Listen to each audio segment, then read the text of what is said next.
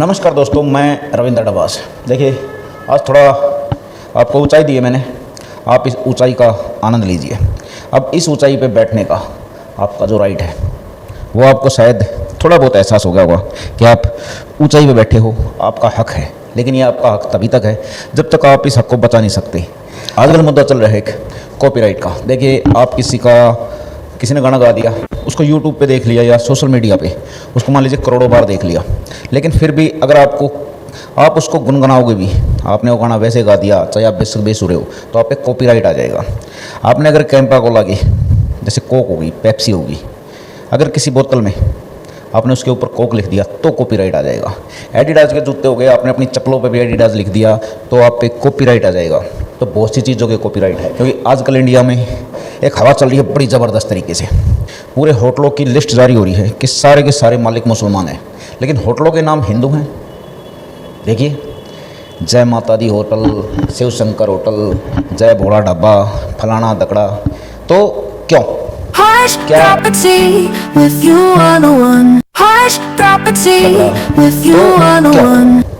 क्या इन नामों पे कॉपीराइट नहीं होना चाहिए? देखिए, आपका जो नाम है, आपका जो धर्म है, आप उसके हिसाब से नाम रखिए ना।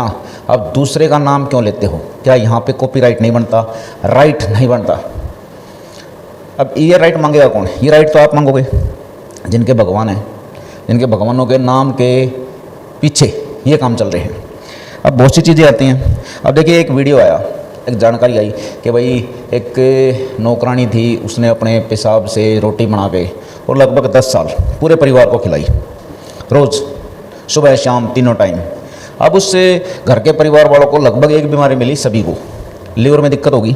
उसके बाद उन्होंने कुछ जासूसी करी तो तब उनको पता चला कि हो। अब उस नौकरानी के नाम का जब पता निकाला तो वो किसी दूसरे धर्म से थी, लेकिन वो 10 साल से हिंदू बन के रह रही थी वहाँ पे।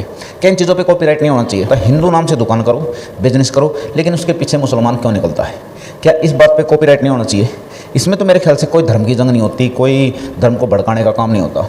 सीधी सी बात है, सब अपने कॉपीराइट मांग रहे हैं, तो हिंदू अपना कॉपीराइट क्यों नहीं मांगे अपने देवी देवताओं पे? राइट तो उसी का बनता होगा। हिंदू, कोई एक भी केस ऐसा नहीं आया है कि हिंदू ऐसा काम करता हो कि हिंदू ने किसी मुसलमान ने जो उनके मानने वाले हैं या किसी का नाम रख लिया हो या किसी और धर्म का नाम रख लिया हो और उसके पीछे हिंदू निकलता हो। हिंदू जो है वो खुल के बताता है कि भाई मैं ये हूँ और इस नाम से बिजनेस कर रहा हूँ। लेकिन मुसलमान लगातार ये काम क्यों कर रहे हैं?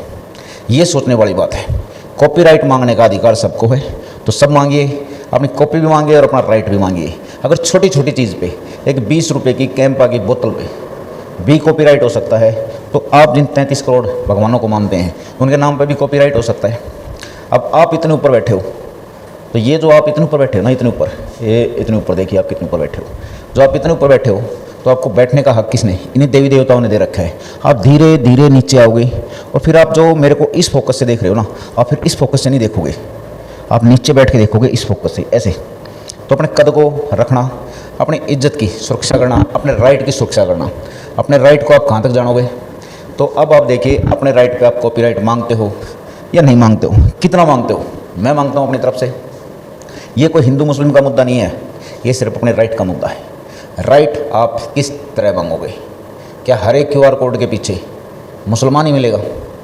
क्या एक ग्राहक को इतना राइट नहीं है कि वो कहाँ पे इन्वेस्ट कर रहा है, किस दुकान से सामान ले रहा है, उसके मालिक को जानने का क्या उसका राइट नहीं है कि इस सामान के पीछे, इस QR कोड के पीछे क्या सोच है और इसको बेचने वाला किस धर्म से बिलोंग करता है?